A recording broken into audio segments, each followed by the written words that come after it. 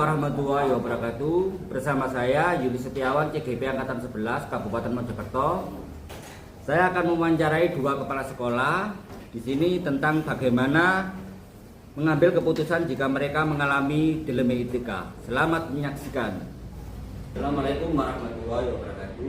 Waalaikumsalam warahmatullahi wabarakatuh. Terima kasih Pak untuk wawancara ini. Monggo Pak Yuli. Gimana kabarnya Pak ini? Alhamdulillah sehat. Pak Yuli sendiri bagaimana kabarnya? Saya juga sehat. Terima kasih ya Bu. Di sini saya akan wawancara yang pertama ini. Selama ini berapa tahun Bu Ibu mengajar di SDN Ketidur? Untuk saya bertugas di SDN Ketidur itu 1 tahun lebih, tetapi saya mengajar itu sudah mulai tahun 2001 sehingga sekitar 23 tahun saya mengajar. Ini dari cek ya, angkatan 5 ya? Saya angkatan 5, bukan Pak Yuli, angkatan 7. Angkatan 7. Angkatan 7. Ya, terima kasih. Selama ini bagaimana Anda mengidentifikasi kasus-kasus yang merupakan dilema etika atau bukan moral? Ini ada 2 hal Pak Yulis ya. Ya. Dilema etika dan rujukan moral. Kalau kita menangani sebuah problematika yang berkaitan dengan rujukan moral, ini mudah Pak Yulis, karena rujukan moral itu kan antara yang salah dan benar. Jadi kita tahu batas-batasnya. Oh ini tindakan salah, oh ini tindakan betul. Sedangkan kalau dilema etika itu biasanya antara benar dan benar. Jadi itu yang dalam pemecahan masalah itu perlu kita perhatikan beberapa hal. Iya. Di sini apa bentuknya? Ada dilema etika? Dilema etika ini begini, misalnya kalau ada suatu permasalahan, misalnya ini terkait dengan ini untuk anak-anak jajan ini ya. Jajan semisal di sini ada kantin ya, terus kemudian kantin tersebut menjual beberapa makanan yang kesukaannya anak-anak, tetapi menurut kesehatan itu tidak boleh. Sedangkan di luar pagar sekolah itu menjual beberapa makanan sehat.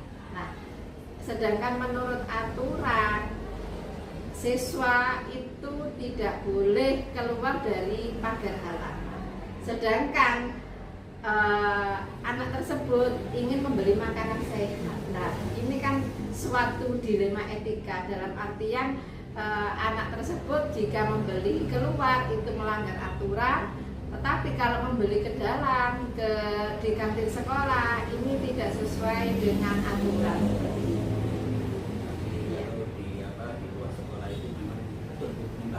Iya, membahayakan. Iya, betul. Iya. Selama ini bagaimana Anda menjalankan pengambilan keputusan di sekolah Anda, terutama untuk kasus-kasus di mana ada dua kepentingan yang sama benar dan sama-sama mengandung nilai kebajikan? Iya. Untuk nilai-nilai kebajikan itu yang pertama itu kita harus pengumpulan data Pak Yulis. Pengumpulan data, terus kemudian di situ siapa saja yang terlibat, kemudian baru kita bisa melaksanakan pemecahan masalah tersebut. Iya. Nomor 2, ini langkah-langkah atau prosedur seperti apa yang biasa Anda lakukan selama ini? Ya, itu tadi saya sebutkan sebelumnya bahwa yang pertama itu kita harus mengumpulkan data, yang kedua siapa saja yang terlibat. Setelah itu baru kita lihat, kita uji kebenarannya dari suatu permasalahan tersebut. Sekarang yang hal-hal apa saja yang selama ini panjenengan anggap efektif dalam mengambil keputusan pada kasus-kasus dilema etika? Ya, yang paling efektif tentunya jika mengalami kendala pada saat pengambilan data seorang tersebut yang memiliki masalah itu harus terbuka Pak Yulis ya.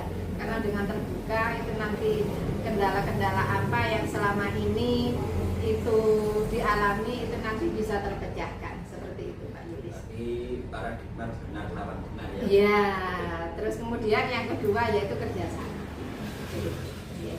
Dan selanjutnya, hal-hal apa saja yang selama ini merupakan tantangan dalam mengambil keputusan pada kasus-kasus dilema etika? Ya, untuk kasus-kasus dilema etika yang menjadi kendala, tantangan itu yang pertama orang tersebut tidak terbuka sehingga kami tidak bisa menentukan langkah yang selanjutnya. Kedua, tentunya karena ini antara benar dan benar itu pada saat mengambil keputusan kita tidak boleh terpengaruh oleh ego kita, emosi kita. Jadi kita harus betul-betul tenang, betul-betul jeli melihat permasalahan tersebut sehingga nanti pada saat pengambilan keputusan itu tidak merugikan semua pihak seperti itu.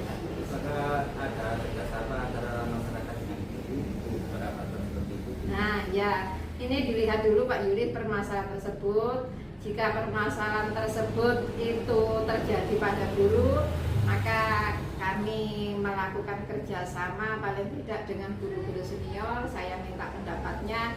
Jika permasalahan tersebut terjadi pada anak, tentunya selain kita kerjasama dengan bapak ibu guru yang ada di sekolah, juga kepada orang tua seperti itu. Masuk nilai-nilai kebenaran itu Bu ya? Iya. Terus, apakah Anda memiliki sebuah tata cara atau jadwal tertentu dalam sebuah penyelesaian kasus dilema etika? Dan kedua, apakah Anda langsung menyelesaikan di tempat atau memiliki sebuah jadwal yang menyelesaikannya atau seperti apa yang Anda lakukan? Untuk menyelesaikan sebuah dilema etika tentunya harus segera ya, harus segera terselesaikan. Jangan sampai permasalahan tersebut itu berlarut-larut. Tentunya pada saat menangani itu saya tidak lepas tangan, artinya pada saat penyelesaian masalah itu saya lihat perkembangannya, misalnya 1 minggu sekali, bagaimana perkembangannya 2 minggu ke depan seperti itu, sehingga masalah tersebut harus betul-betul tuntas. Ini adakah seseorang atau faktor-faktor yang selama ini mempermudah atau membantu panjenengan dalam pengambilan keputusan dalam kasus-kasus dilema etika? Iya. Yang pertama pada saat pengambilan keputusan tentunya berdasarkan musyawarah. Yang kedua di sini kebetulan ada 2 guru penggerak yang tentunya telah dididik dalam proses pendidikannya. Lah itu juga saya mintai pertimbangan karena beliau itu banyak ilmu yang didapat seperti itu Pak Yus. Jadi selama panjenengan di sini itu ada beberapa guru penggerak di sini. Iya betul. Terima kasih sukses Bu Iva. Amin. Ini dari semua hal yang telah disampaikan, pembelajaran apa yang dapat Anda petik dari pengalaman dan mengambil keputusan dilema etika? Ya, pelajaran yang saya petik dari dilema etika tentunya yang pertama itu suatu permasalahan itu menimbulkan dua apa ya yang bisa kita tarik. Yang pertama, permasalahan itu apakah merupakan ancaman. Yang kedua, permasalahan tersebut harus menjadi kekuatan dari kita dan kekuatan terutama kekuatan SDM ketidur. Dan kemudian pengambilan keputusan itu harus sesuai dengan nilai-nilai kebajikan. Kemudian berpihak, kalau permasalahan tersebut terjadi pada siswa harus berpihak kepada siswa seperti itu Pak Yuli. Ya, kepada murid ya Bu. Iya. Itu menurut pandangan di Ajak Dewantara. Betul. Terima kasih Bu Iva sudah menyelesaikan permasalahan seperti etika tadi. Saya mohon maaf apabila saya kurang di hati panjenengan. Mudah-mudahan di SDN Ketidur menjadi lebih yang baik dan lebih sukses dalam menghadapi era globalisasi sehingga nanti SDN Ketidur menjadi yang lebih maju ya Bu Iva. Terima kasih. Assalamualaikum warahmatullahi wabarakatuh. Waalaikumsalam warahmatullahi wabarakatuh. Assalamualaikum warahmatullahi wabarakatuh. Ini di sini saya terkait OJT angkatan 11 Kabupaten Mojokerto. Saya ingin mewawancarai tentang demokrasi kontekstual modul 3.1 pengambilan keputusan. Ya Pak Isna. Ya. Mohon minta waktunya sebentar Pak Isna. Iya Pak Yulis. Gimana kabarnya hari ini Pak Isna? Alhamdulillah Pak Yulis baik-baik saja. Alhamdulillah. Terima kasih Pak Isna. Ini bagaimana Bapak dapat mengidentifikasi kasus-kasus yang merupakan dilema etika atau bukan moral baik. Oh iya Pak Yulis, terima kasih atas kunjungannya di sekolah kami ya. Saya sebagai kepala sekolah di SD Negeri 1 memang banyak hal yang perlu kita bijaki tentang berbagai masalah-masalah termasuk dilema etika dan rujukan moral ya, seperti itu. Karena apa? Masalah-masalah itu kadang-kadang sama-sama benar tapi juga bertentangan, ada yang benar dan ada yang salah. Sehingga sebelum kita mengambil sebuah keputusan di dalam masalah-masalah tersebut, kita harus pertama adalah mengetahui latar belakang akar permasalahannya dulu Pak Yulis. Yaitu yang pertama adalah kita harus berkoordinasi dulu terhadap seluruh guru ya, apa yang menjadi akar masalahnya, sehingga nanti kita bisa putuskan tindakan-tindakan solusi yang perlu kita bijaki, sehingga nanti jangan sampai keputusan itu bisa merugikan salah satu pihak. Begitu Pak Yulis kalau saya mengidentifikasi masalah-masalah yang ada di sekolah ini. Terima kasih Pak. Ini untuk pertanyaan yang kedua, bagaimana Bapak ini menjalankan pengambilan keputusan di sekolah Bapak, terutama untuk kasus-kasus di mana ada dua kepentingan yang sama-sama benar dan sama-sama mengandung nilai-nilai kebajikan? Iya, memang banyak hal yang ada. Pasti seluruh sekolah itu pasti banyak masalah juga Pak Yus. Tidak sekolah saya, termasuk sekolah-sekolah yang lain, di mana memang banyak masalah-masalah itu berkaitan dengan kepentingan-kepentingan pribadi atau kepentingan golongan. Terutama kita menyikapi sebuah masalah sama-sama benar, ya, tapi bertentangan, dan juga masalah-masalah betul dan salah. Kalau kita melihat contoh nyata dari sebuah masalah tersebut, saya contohkan seperti kita sebagai sekolah ada punya masalah, karena kita masalah itu ada dua Pak Yunis kalau saya. Ada masalah yang hubungannya dengan murid, ada masalah yang berhubungan dengan guru. Kalau masalah yang berhubungan guru, suatu misal ada kebijakan saya kalau pagi itu jam 6:30 itu harus semua guru harus datang dan menyambut anak-anak datang ke sekolah. Ya.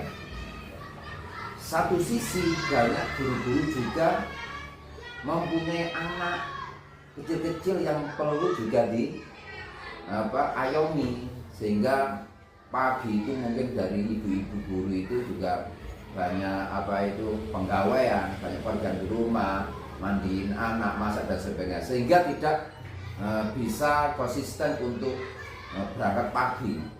Inilah yang dimaksud dengan sebuah masalah sama-sama benar, ya, tapi bertentangan, gitu. Itu satu, misalkan satu kasus. Yang kedua adalah kasus bagaimana itu betul dan salah. Satu misal, kemarin saya memutuskan pada anak yang masalah dengan mencuri uang gurunya.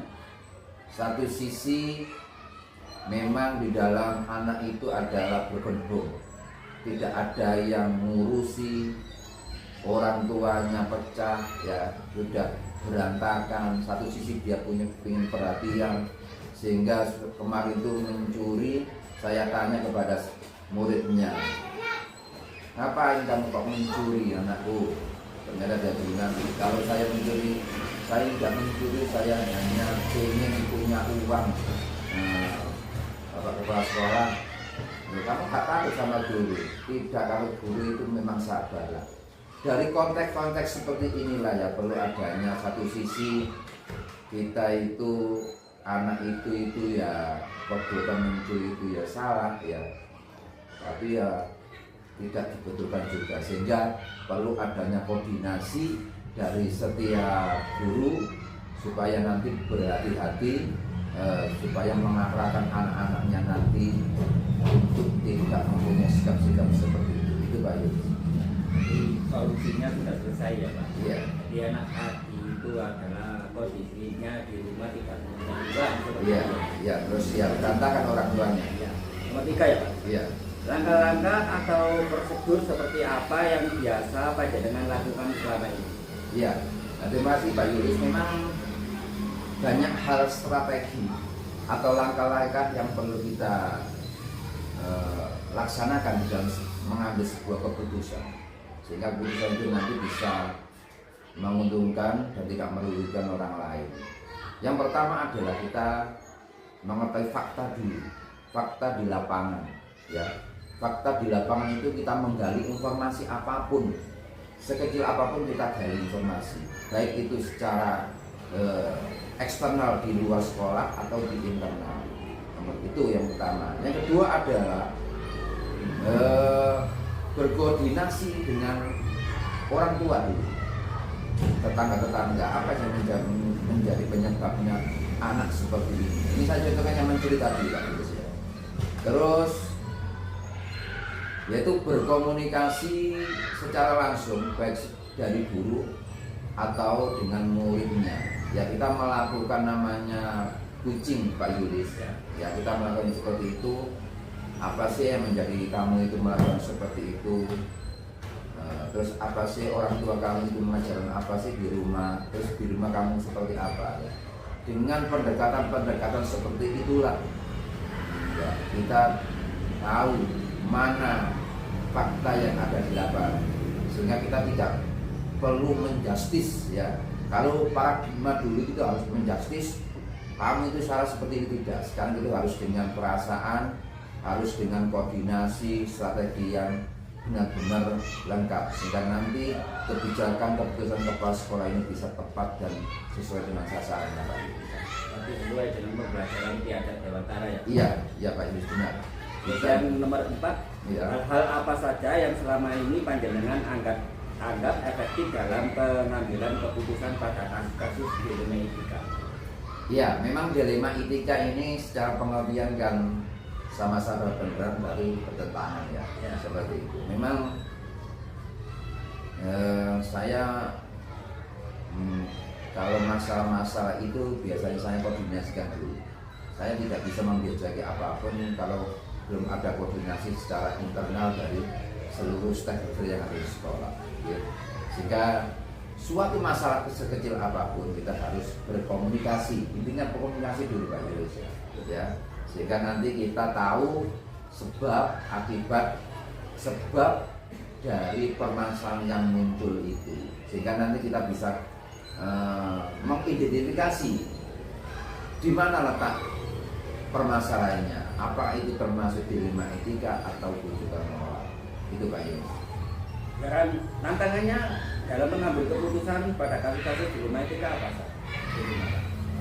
Memang banyak hal ya, karena sebuah keputusan itu pasti kadang-kadang tidak bisa mengenakan seluruh ya seperti itu Pak Yus. Ya, tantangannya yang pertama adalah dari segi komunikasi ya. Yang dimaksud segi komunikasi adalah yang pertama adalah kita tidak bisa mengajak dari guru, karena guru itu banyak kesibukan, terus kepada orang tua karena orang tua juga bekerja, itu juga tentang kita, sehingga kadang-kadang kita panggil melalui surat, kadang-kadang itu karakter orang tua juga beda-beda. Menganggap anaknya di sekolah itu tidak ada masalah apapun, menganggap ini kok bisa seperti ini, biasanya kalau dari akibat dari pengaruhan anak, sehingga anak itu ikut di dalam sebuah masalah itu. Ya, itulah tantangan yang terbesar bagi saya. Tapi alhamdulillah kita tidak bekerja sendiri saya Pak Yulis.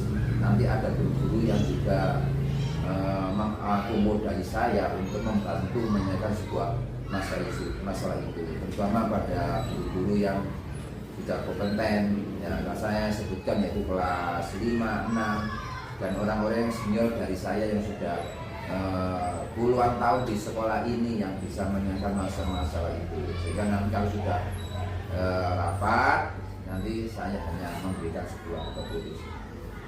Di panjenengan itu sudah berkolaborasi dengan masyarakat ya, Mas? Iya. Pak, untuk menerapkan masalah di sini ya, Pak? Iya.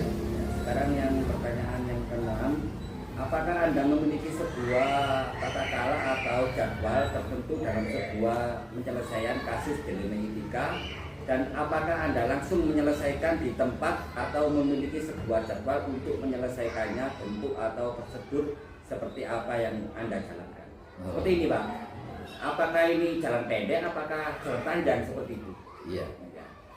Ya itulah yang saya maksud, kita harus mempunyai strategi di dalam sebuah menyelesaikan sebuah masalah. Kalau di saya sendiri, saya punya buku kasus misalnya seperti itu. Ya. Tapi kita melihat dulu kasusnya apa. Kalau kasusnya itu hanya pada pintasan saat itu, ya kita selesaikan seperti itu. Karena kalau itu masalahnya rentetan, suatu misal kita itu ada yang mencuri uangnya guru, kita tidak langsung menjustis siapa yang mencuri, tapi kita terlebih dahulu adalah mengorek sebuah fakta-fakta, sehingga kemarin itu hampir 2 minggu baru ketemu siapa yang mengambil, karena semua itu saya panggil satu-satu persatu, akhirnya merujuk pada satu orang itu.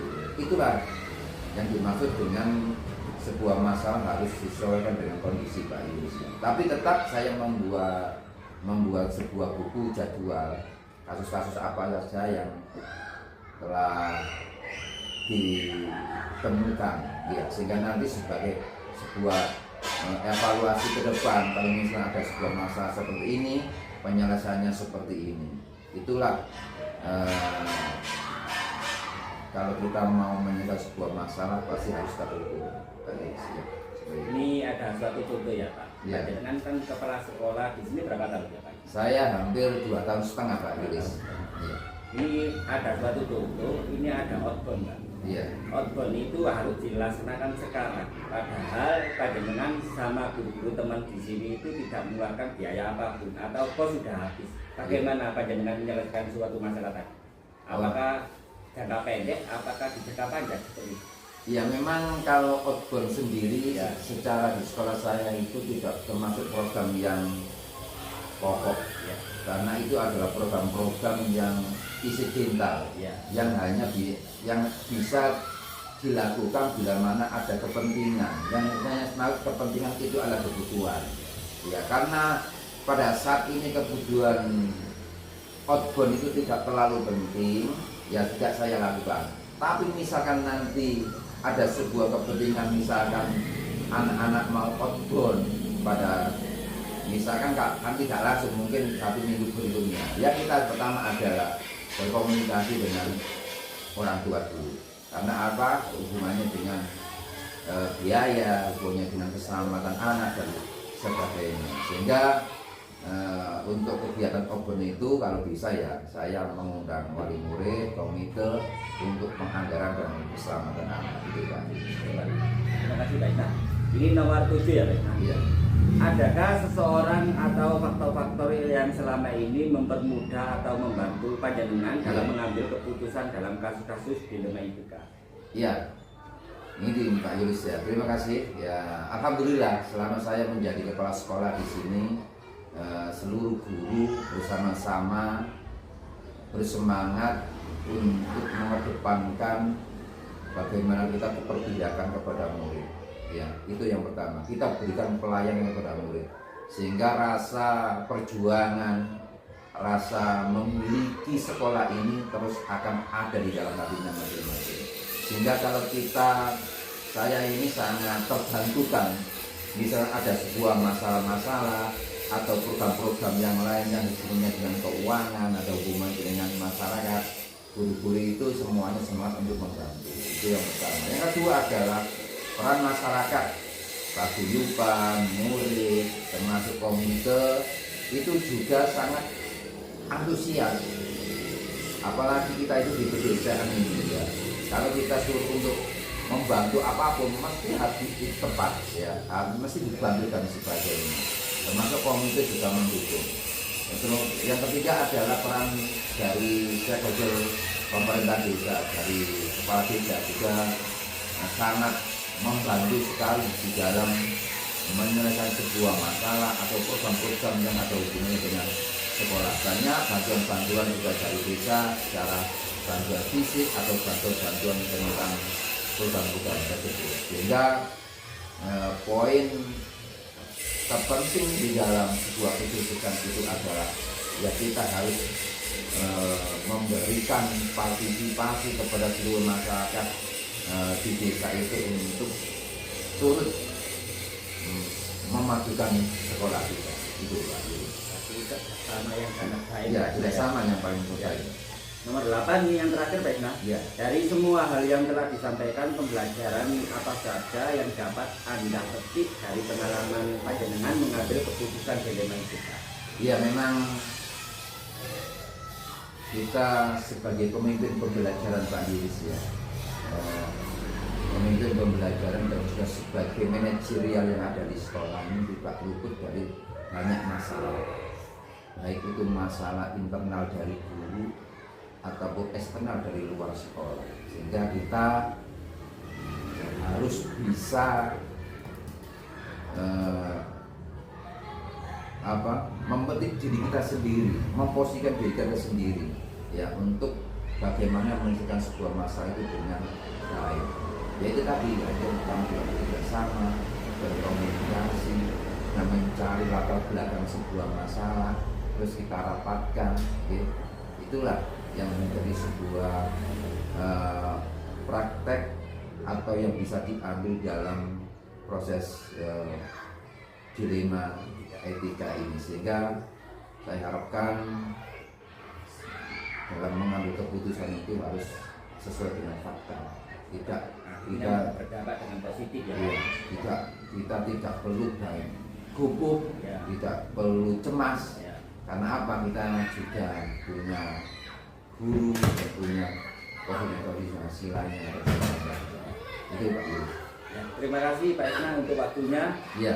Nah, semoga ini bermanfaat bagi saya untuk kedepannya nanti bisa menyelesaikan suatu masalah dengan bimbingan dari Pak Isna tadi, dan semoga nanti di sini semakin kreatif dan semakin maju. Ya. Terima kasih Pak Isna. Assalamualaikum warahmatullahi wabarakatuh. Waalaikumsalam warahmatullahi wabarakatuh.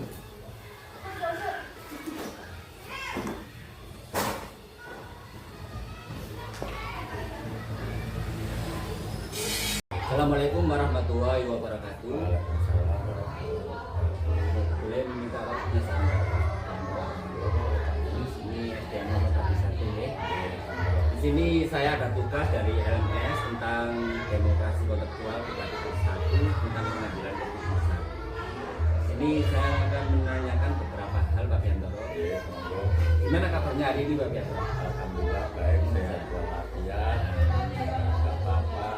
Sudah berapa tahun Pak Biantoro di sini? 2 tahun. 2 tahun. Berapa bulan?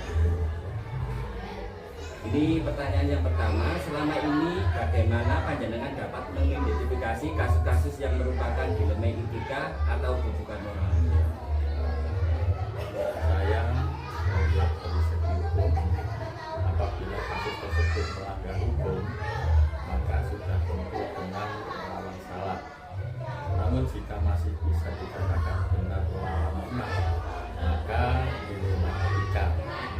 Kalau dilema etika lebih menekankan pengambilan keputusan yang tepat dan bijaksana karena tidak ada keputusan yang salah di dalamnya. Sedangkan rujukan moral, cara menganalisa apakah keputusan yang akan diambil antara benar melawan salah. Nanti sesuai dengan kenyataan yang ada ya.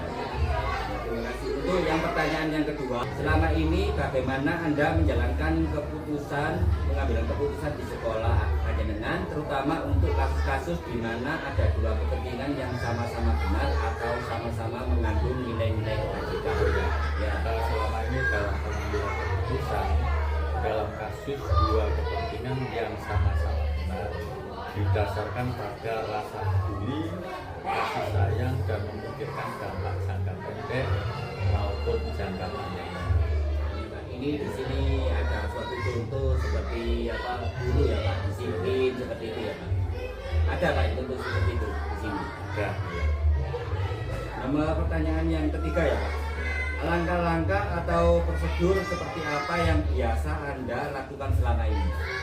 Langkah-langkah yang saya ambil, langkah prosedur dalam pengambilan keputusan yang dilakukan selama ini adalah dengan melakukan analisa kasus, melihat siapa saja yang terlibat, nilai apa saja yang bertentangan, data-data yang mendukung, serta melakukan uji kebenaran dan atau salah. Ini sesuai dengan rapat seperti itu Pak. Kalau menurut saya. Yang keempat, hal-hal apa saja yang selama ini panjenengan anggap efektif dalam pengambilan keputusan pada kasus-kasus di dunia ini? Yang saya anggap efektif adalah mengenali bahwa ada nilai-nilai yang saling bertentangan dalam situasi ini, menentukan siapa yang terlibat dalam situasi ini, mengumpulkan fakta-fakta yang relevan dengan situasi ini, pengujian benar atau salah, pengujian paradigma benar lawan benar. Sesuai dengan paradigma ya Pak. Ini nomor yang kelima, hal-hal apa saja yang selama ini merupakan tantangan dalam pengambilan keputusan pada kasus-kasus di dunia ini? Hal yang merupakan tantangan adalah mempertimbangkan segala dampak yang ada, berpikir dengan matang, dan jangan menuruti emosi. Jangan terpengaruh oleh arahan orang lain dan menentukan tentang nilai-nilai kebenaran. Apakah panjenengan memiliki sebuah tata cara atau jadwal tertentu dalam sebuah penyelesaian kasus di etika, dan apakah panjenengan langsung menyelesaikan di tempat atau memiliki sebuah jadwal untuk menyelesaikannya, dan bentuk atau prosedur seperti apa yang panjenengan lakukan? Pada kasus dilema etika yang bersifat ringan biasanya langsung diselesaikan saat itu juga. Namun pada saat yang lebih besar diperlukan jadwal tertentu untuk menyelesaikannya sesuai dengan prosedur. Itu contohnya kayak apa, kegiatan anak-anak itu outbound seperti itu ya Pak. Apabila bisa dijangka panjang, bisa dijangka pendek. Ya. Apabila ada keuangan atau masyarakat luar masyarakat ini bisa dibutuhkan kolaboratif dengan sini, bisa kita laksanakan dengan cepat. Ya. Kalau tidak ada Jadi, membutuhkan perencanaan yang itu kegiatan itu biasa ya Pak, dipakai untuk apa, kegiatan-kegiatan dengan masyarakat itu di sini ada Pak ya? Setiap bulan apa setiap minggu apa? Ya paling kita satu semester sekali ya, itu tentunya nanti pada bulan Desember ya. Ini pertanyaannya adalah, apakah seseorang atau faktor-faktor apa yang selama ini mempermudah atau membantu panjenengan dalam mengambil keputusan dalam kasus-kasus dunia itu? Ada seorang CGP yang berperan aktif di sekolah yang memberikan wawasan dan pengetahuan baru sehubungan dengan prosedur pengambilan keputusan dalam menghadapi dilema etika. Ya, selain CGP juga teman-teman sejawat ya Pak, Ya. kesamaan seperti Ya. itu ya. Ya, ini pertanyaan yang terakhir Pak. Dari semua hal yang telah panjenengan sampaikan, pembelajaran apa yang dapat panjenengan petik dari pengalaman panjenengan mengambil keputusan di dunia etika? Ya. Pengambilan keputusan yang dilakukan dengan pertimbangan paradigma dan proses berpikir dalam dilema etika. Yang selanjutnya dilakukan pengujian menggunakan langkah-langkah sistematis sesuai dengan pandangan Piaget Delangkoro, yaitu murid akan merasakan kebahagiaan sepenuhnya setelah melaksanakan proses pembelajaran, atau saat ini kita menyebutnya sebagai merdeka belajar. Terima kasih Pak Yoyo atas waktunya. Semoga nanti kedepannya bisa menjadi lebih efektif dari pembelajaran anak dengan guru-guru pengambil jawab ini, supaya nanti tahun depan bisa mendapatkan siswa yang lebih banyak dan bisa kreatif seperti ini. Terima kasih atas waktunya. Assalamualaikum warahmatullahi wabarakatuh. Waalaikumsalam warahmatullahi wabarakatuh. Oke.